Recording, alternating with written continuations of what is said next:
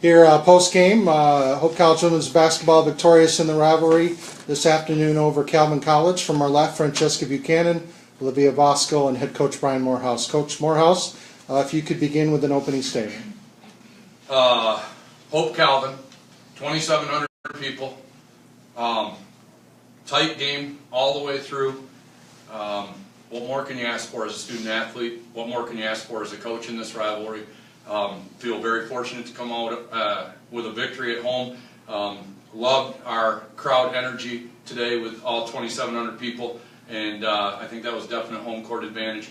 I thought Frankie was big the whole game. Voss gave us 2 great and ones during the game, and I thought we did just enough to hold off a really, really good Calvin team.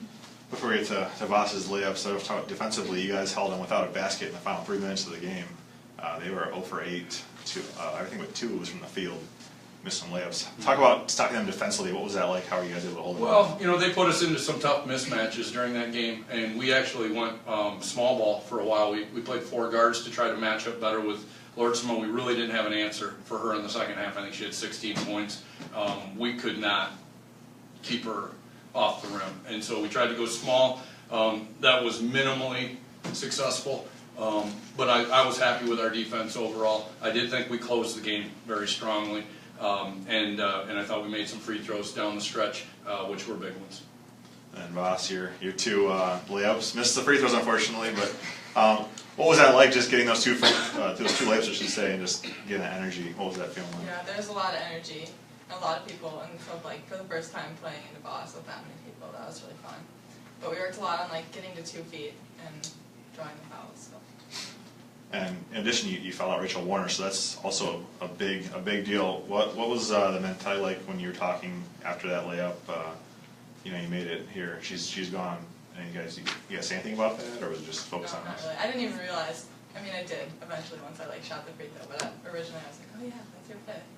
But we didn't say much about it.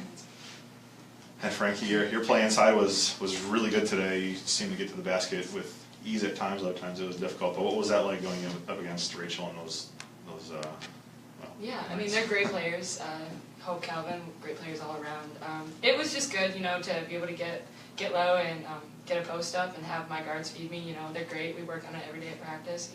Great passes and just all around really great.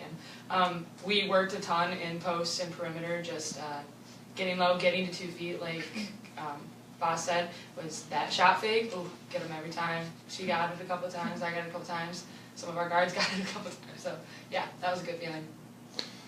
Coach, a big basket from Frankie. You were trying to call a timeout, and then you guys what did they execute on that play to get, obviously a big basket down the stretch there? I honestly think our team plays better the less I coach, and they were just making basketball plays. The more sets that we tried to run, I thought the worse we were. I thought it was better when we were just out there balling, and especially with a young team, sometimes you try to micromanage too much. And they start to think, and the worst thing you can do is have young players start to think. So we just finally said, let's play, and let's get after it a little harder on the defensive end, and let's be a little bit better moving the ball on the offensive end. I do think that, like Frankie's shot, came off of dribble penetration. We shrunk the defense, got them to rotate, and then she was open on the weak side. So it was just a really great pass and just a great basketball play. I don't think we passed the ball particularly well today. I mean, we had 4 assists for the game. I mean, that could be an all-time low for my teams. But we did find a way to get to the free throw line. We didn't make them. We missed 9 free throws, but we were getting to the free throw line. I think that was big because we were very aggressive off the dribble, which was an important part of the game. Frankie, did you hear Coach trying to call a timeout at that point? Yeah, I'm listening to him call a timeout, and I'm like, oh gosh, no. And then Kennedy got it down on the baseline, and my girl went, and I was like, oh gosh, I really hope the refs don't hear him. And so then she passed it, and I shot it, and I was like, okay, oh, they didn't hear it, okay. And then I just kept going on D. So it was actually kind of funny. So yeah. Late in the third quarter, Lordsma and Spade hit some nice shots, and you guys were tied with them, and then Randall made a bucket with 5 seconds to go, and you guys led by 2, I think, in the third quarter. What was that message after that? Well, that sequence there. Yeah, we want. I thought we did a decent job on Spade and Lurtzman the first half, and Warner's hurt us. And then in the second half, I don't know what percentage of their points they got, but it had to have been a lot of their second half points.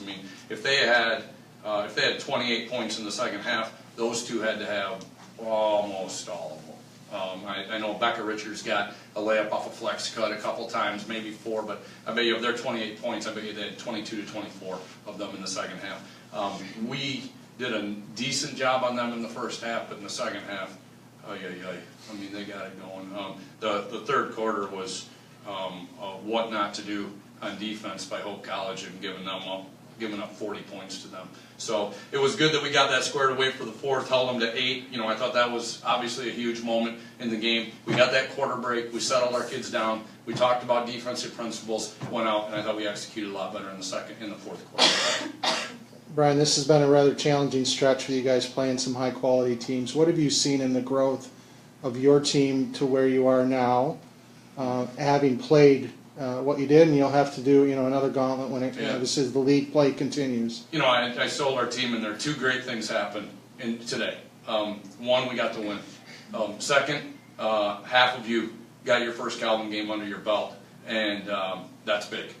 Because you cannot simulate the emotions, the energy, the tenseness before the game, during the game, 2,700 people there. So those 2 things were really big, and I think that they're going to help us moving forward and continuing to play. We've played enough close games this year you add up the number of 3-possession games in the last 5 years that our team has had, and I bet you we are near it right now in one season. So we're learning as we're going.